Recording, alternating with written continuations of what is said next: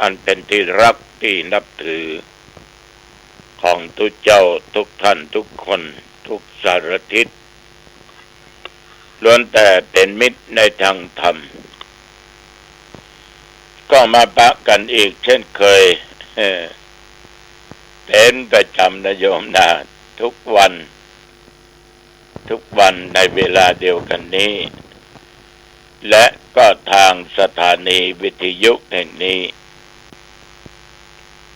เป็นเวลาอยู่ประมาณ30 นาทีทุกเจ้าวัดหนองตองหางดงจังหวัดเชียงใหม่ตนนี้มาพบมาปะกันญาติกันโยมบื้นเฮาอิปะกันที่บ้านบกคกเนาะบ้านบกคกปะกันแน่ก่อนที่จะได้ได้จาสเปเหระอย่างลงไปนั้นเอาก็มาไหว้พระสวดมนต์เพื่อเป็นมังคละเป็นมงคลต่อชีวิตและถวายเป็นพระพรชัยมงคลแด่สมเด็จพระเจ้าลูกเธอเจ้าฟ้าพัชรกิติยาภาต่อไปก็ไหว้พระตามที่เขาได้กล่าวมาแต่หลังอรหังสัมมาสัมพุทโธภควาพระผู้มีพระภาคเจ้าเป็นพระอรหันต์ดับเพลิงกิเลสเพลิงทุกข์สิ้นเชิงตรัสรู้ชอบได้โดยพระองค์เองพุทธังภควันตังอภิวาเทมิข้าพเจ้าอภิวาทพระผู้มีพระภาคเจ้าผู้รู้ผู้ตื่นผู้เบิกบานกราบพระพุทธสวากขาโตภควตาธัมโมพระธรรมเป็นธรรมที่พระผู้มีพระภาคเจ้าตรัสไว้ดีแล้วธัมมังนัมสสามิข้าพเจ้านมัสการพระธรรมกราบพระธรรมสุปฏิปันโนภควโตสาวกสังโฆพระสงฆ์สาวกของพระผู้มีพระภาคเจ้าปฏิบัติดีแล้วสังฆังธัมมามิข้าพเจ้านอบน้อมพระสงฆ์กราบพระสงฆ์นะโมตัสสะภะคะวะโตขอนอบน้อมแด่พระผู้มีพระภาคเจ้าพระองค์นั้นอรหัตโตซึ่งเป็นผู้ไกลจากกิเลสสัมมาสัมพุทธัสสะตรัสรู้ชอบได้โดยพระองค์เองนะโมตัสสะภะคะวะโตขอนอบน้อมแด่พระผู้มีพระภาคเจ้าพระองค์นั้นอรหัตโตซึ่งเป็นผู้ไกลจากกิเลสสัมมาสัมพุทธัสสะตรัสรู้ชอบได้โดยพระองค์เองนะโมตัสสะภะคะวะโตขอนอบน้อมแด่พระผู้มีพระภาคเจ้าพระองค์นั้นอรหัตโตซึ่งเป็นผู้ไกลจากกิเลสสัมมาสัมพุทธัสสะตรัสรู้ชอบได้โดยพระองค์เอง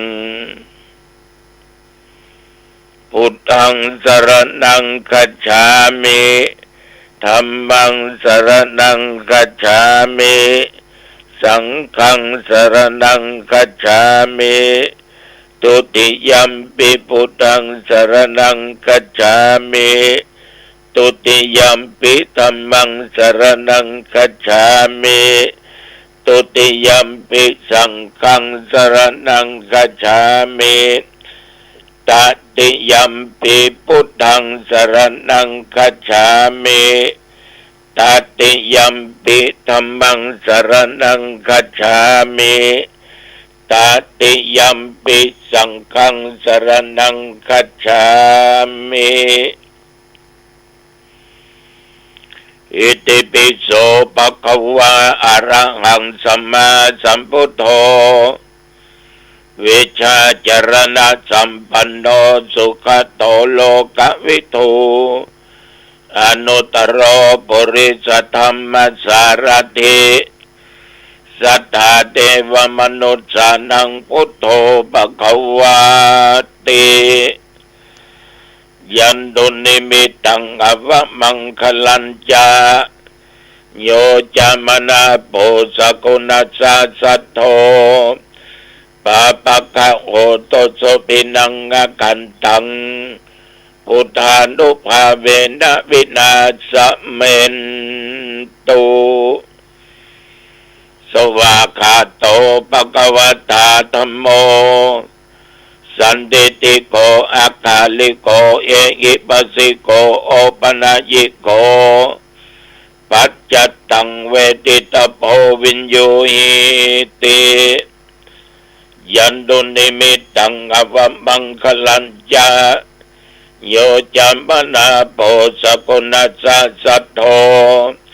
ปะปะกะโอโตโสปินังอากันตัง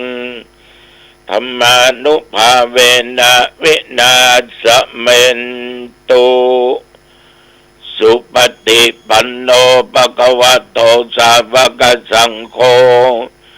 อุชุปฏิปันโนภะคะวะโตสาวกสังโฆญาญะปฏิปันโนภะคะวะโตสาวกสังโฆสามิจิปฏิปันโนภะคะวะโตสาวกสังโฆยะติทังจัตตาริปุริสยุคานิอัตถปุริสปุคลาเอสะภะคะวะโตสาวกสังโฆอาหุนโยปาอุนโยทักขินโยอัญชลีกรณีโย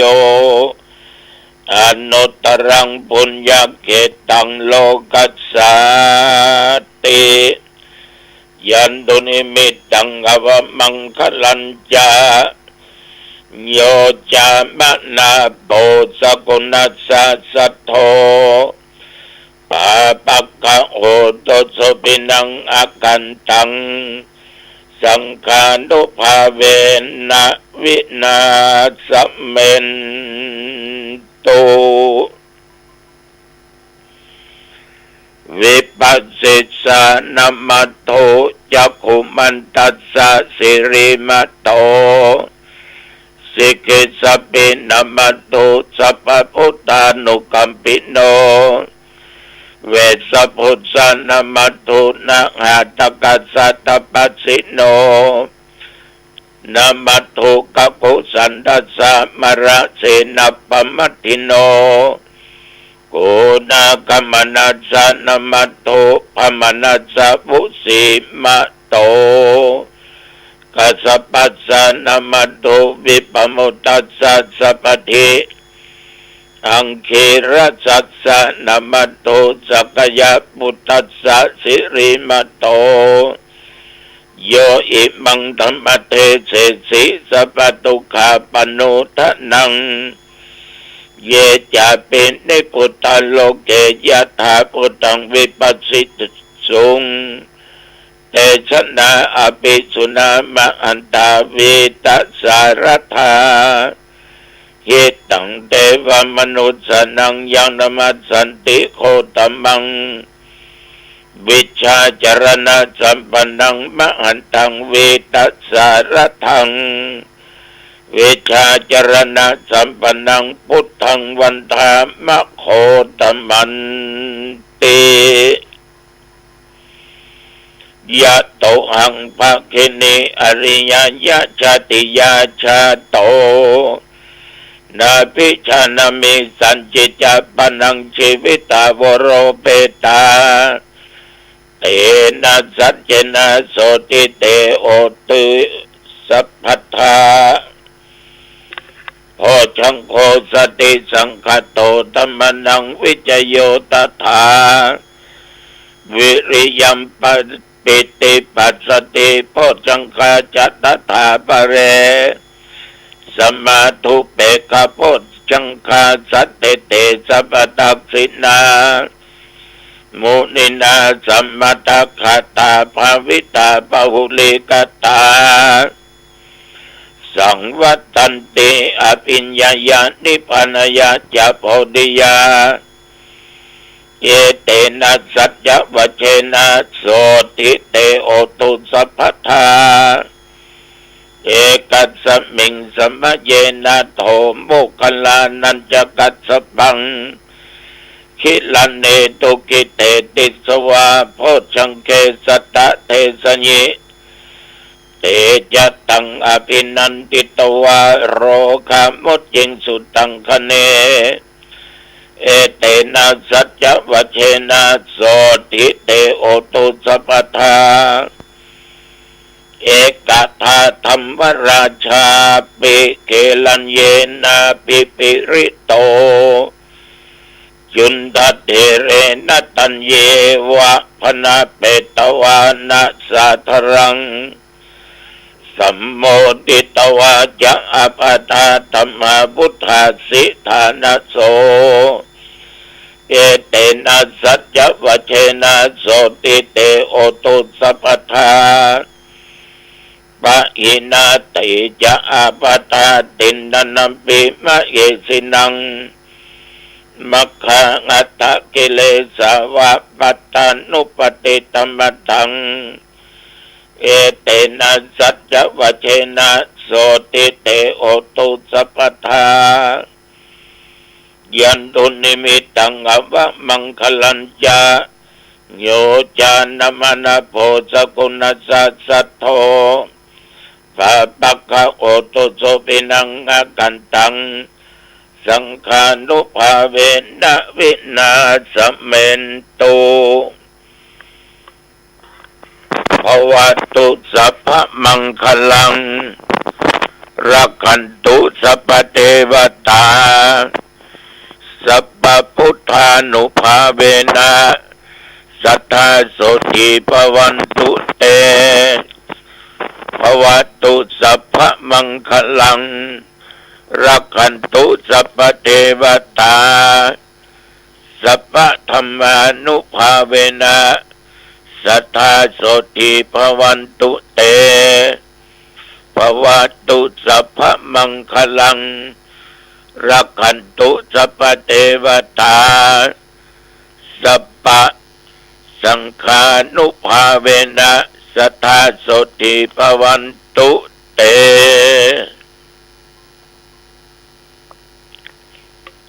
โดยบทพุทธานุภาพธรรมานุภาพสังฆานุภาพบทสาธยายมนต์อันศักดิ์สิทธิ์ด้วยจิตอันตั้งมั่นอาตมภาพพระครูอาทรวิสุทธิคุณขอถวายเป็นพระพรชัยมงคลแด่สมเด็จพระเจ้าลูกเธอเจ้าฟ้าพัชรกิติยาภาขอพระองค์จงทรงหายจากอาการพระประชวรมีสุขภาพพลามัยกายใจอันแข็งแรงดุจดังเดิมขอพระองค์จงมีพระชนมายุยิ่งยืนนานได้120 พรรษายิ่งขึ้นไปขอถวายพระพร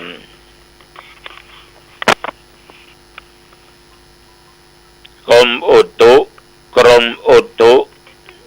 บอกไว้ถึงวันเตือนไว้ทุกเวลาว่าระวังเด้อไปเหนือใต้ตรงออกนั่งรถไปจะไปลืมลมจ้องเวลาเราจะลงรถฝนมันตกสิหาบะ มีร่มมีจ้องกลางก็ยังแคลนน้อย ถึงมันจะสะเข้ามาพ่องก็หัวบ่เปียะถ้าหัวเปียะญาติโยมมันจังเป็นวัดเป็นไอเป็นนั่นเป็นนี้เอาไปก็ตะอะตุบ่เอาไปก็มองอันนะเอาไปนะดีกว่าเอาไปเนอกันแดดก็ได้กันฝนก็ดีระยะนี้ฝนตกหนักเป็นบางที่ลมก็แห้งระวังน้ำท่วมน้ำดากเนออยู่ใกล้ดอยใกล้อย่างระวังดินสไลด์ใกล้ตะฝั่งก็อันตรายอยู่ใกล้หิมแม่น้ำก็ระมัดระวังกันว่าดีกว่าแก้ถ้ามันแย่จะแก้ไขบัดทันเดี๋ยวมันรุนแรงนะมันใช่เหมือนตะกอนเนาะตั้งแผ่นดินไหวมาเนี่ยรุนแรงแผ่นดินก็แยกก็แตกน้ำก็ปุขึ้นมาสิ่งมันน่ามีก็มีมันน่าเกิดก็เกิดมันเป็นอย่างเนี้ยเนาะมันได้จะถึงเวลาแล้วนะพอออกไม่ออกทั้งหลายนับตั้งแต่ตะวามาจนถึงปัจจุบันหนองตองก็มีฝนตกเหมือนกันแต่บ่ตกนักตกมอกมหายบ่ดีเนี่ยมอกสิเนี่ยลมแต่ก็มีนะลมก็มีพี่น้องญาติโยมแต่ว่าตุเจ้าฉันเข้าเจ้าแล้วเพราะแต่ว่ามันเป็นวันสำคัญเนาะวันอัฐมีบูชากินของงายแล้วก็ออกวัดออกว่าเป็นงานบุญงานกุศลงานแรกก็ไปส่งน้ำพระธาตุที่วัดสลีลังกาต้นโจกมอบกาตั้งผู้รักษาการเจ้าอาวาสวัดศรีลังกาต้นโจกองค์ใหม่ชื่อว่าสวัสดิ์เจ้านัดพระตนเก่านั้นเพิ่นได้ลาแล้วออกจากวัดไปละได้ไปสาวันละนะก็เลยตั้งองค์ใหม่ถ้ามีผู้รักษาการมีเจ้าอาวาสมันลำบากเวลาโดยงานราชการยังเป็นต้องการเจ้าอาวาสเซ็นนั้นเซ็นนี้ประการสำคัญเรื่องที่ดินที่อย่างสมัยถ้ามีรักษาการเจ้าวาดก็ยังเซ็นได้อยู่แต่ถ้ามีนี่ก็ลำบากเนี่ยอย่างใดอย่างนี้เป็นเชื่อเนี่ยอย่างใดมันถูกต้องก็ตั้งไว้ก่อนนะตุเจ้าว่าที่ไหนนาจิตต่างจิตต่างใจจึงให้ถูกใจศรัทธาจุผู้จุคนก็ถึงยากสมัยเดียวมันเหมือนสมัยก่อนนี้ก็มันเริ่มมีอย่างโลกศรัทธาเจ้าบ้านเดี๋ยวนี้มได้ตั้งมานี่อย่างตุนี้ข้าประชอบข้าประทูกับมันนั่นเป็นเรื่องส่วนตัวลูก ไอ้ว่าเตื้อประทูกับตุกับพระคนที่ประทูกับไผ่มันถึงยากเพราะมันเป็นคนเอาใจตัวเองมันถึงว่ามันถูกคนอื่นนี่จะถูกขนาดไหนมากกว่ามันถูกเขาหมดนั้นยังบัถูกแต่เตื้อดอกยังว่าบัแต่เตื้อนะต้องยังคาเนี่ยถูกหรอเนี่ยคนทิฏฐิมานะนักมันมักจะเป็นเช่นนี้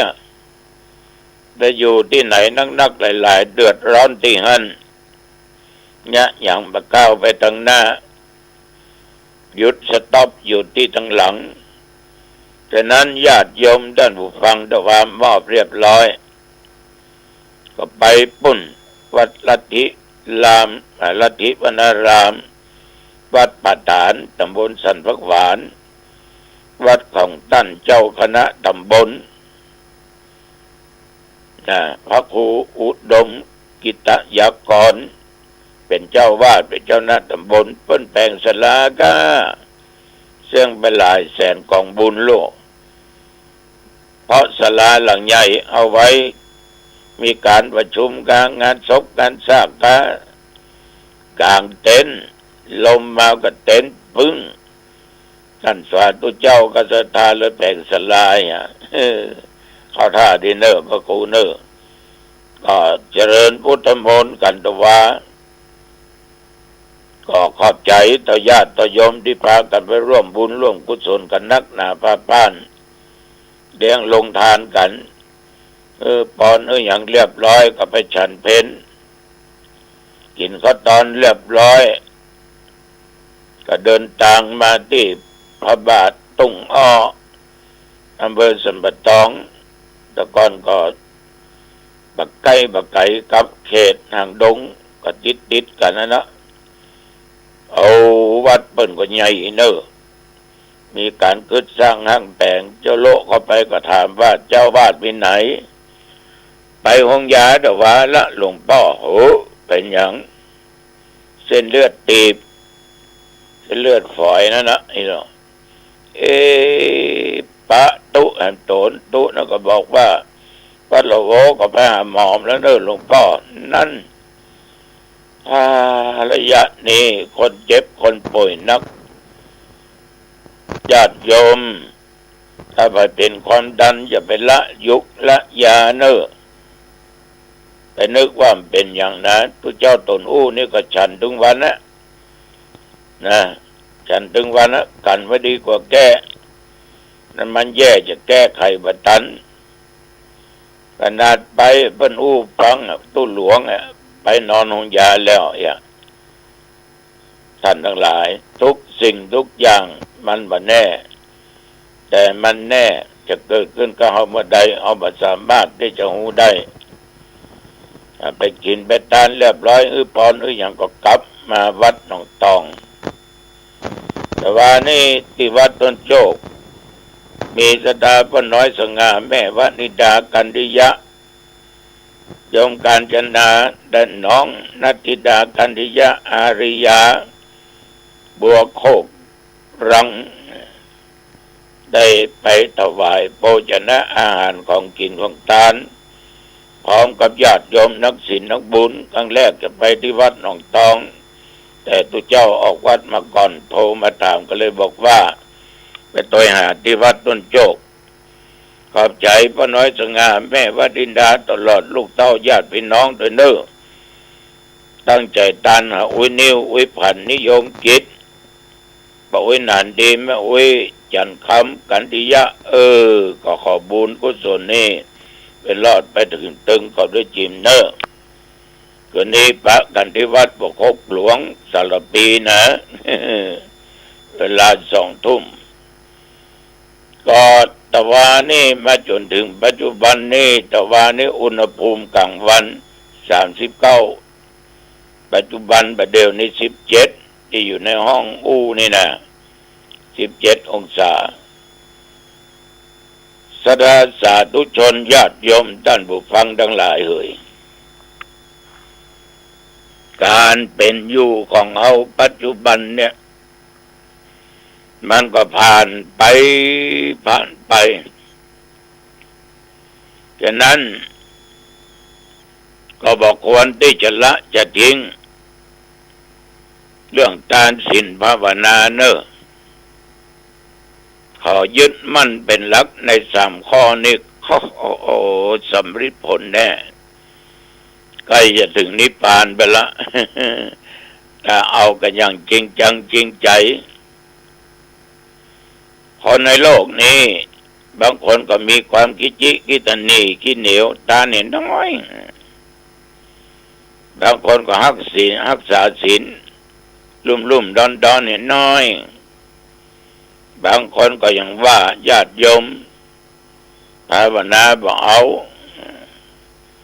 เนี่ยอันน้อยนิดน้อยทำบุญน้อยแต่ทำกรรมชั่วนักเวลาตายนะโยมก็ย่อมจะได้เป็นคนที่มีส่วนชั่วอยู่ในมนุษย์กรรมชั่วมันนักมันก็จะพาไปทางที่ทุกขติมันพาไปทางสุขติ ฉะนั้นคนทั้งหลายในโลก ว่าไม่ยิงว่าผู้ชายเนาะถ้าหากว่าตั้งอยู่ในศีลกินอยู่ในธรรมเจริญโดยบุญกิริยาวัตถุทั้งสามถ้าเนี้ยสำเร็จเอนายมเอาอย่างจริงจังจริงใจนะเป็นมนุษย์ก็เป็นมนุษย์ดีๆนะตายจากโลกนี้ไปสู่โลกหน้าก็ไปเกิดพบดี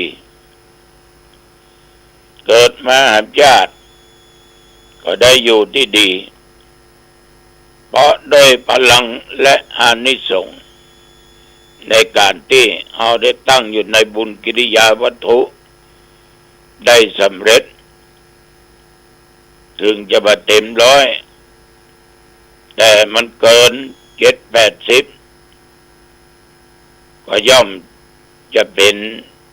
มิตรสหายของเทวดาเราจะตุมหาราชิกาได้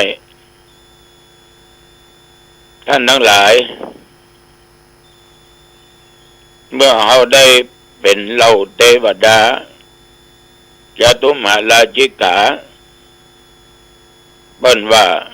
เขาจะมีความสุขอายุก็ทิพย์ยืนยาวถ้าหากว่าอายุบนสวรรค์1 วันนี่ต้องเอาไป100 ปีพุ่นวรรณะก็ทิพย์สุขก็ทิพย์ยศก็ทิพย์อธิปไตยก็ทิพย์รูปก็ทิพย์เสียงก็ทิพย์กลิ่นก็หอมเป็นทิพย์รสก็ทิพย์โผฏฐัพพะก็เป็นทิพย์ฉะนั้นบุคคลใดในโลกเนี่ยบอกว่ายมเขาเนาะตึงยิงตึงใจทุเจ้าพระสงฆ์องค์เน้นตั้งอยู่ในบุญกิริยาวัตถุทั้งสามก็ย่อมจะให้ผลดังที่กล่าวฉะนั้นญาติโยมรีบทำเนอะรีบทำอย่าทำไปเมื่อมีโอกาสทำรักษาไปศีลเมื่อมีโอกาสรักษาเจริญภาวนาก็หมายถึงการประพฤติปฏิบัติธรรมมือดีทำไปเถอะญาติโยมไม่เสียหลายสิ่งที่ทำก็จะเป็นพละผลบุญกุศลติดสร้อยห้อยตามเฮาไปทุกภพทุกชาติเขาก็จะมีแต่ความผาสุกเขาก็จะมีแต่ความเจริญไม่ต้องทุกข์ไม่ต้องอับจนปะของทิพย์หมดเนาะปะของทิพย์หมดนี่ฝากมันเด้อโยมเด้อเอาละวันนี้อันว่าเวลาพอสมควรพอเหมาะพอดีอายุวันโนสุขังปะลังพบกันใหม่โอกาสหน้าเจริญพร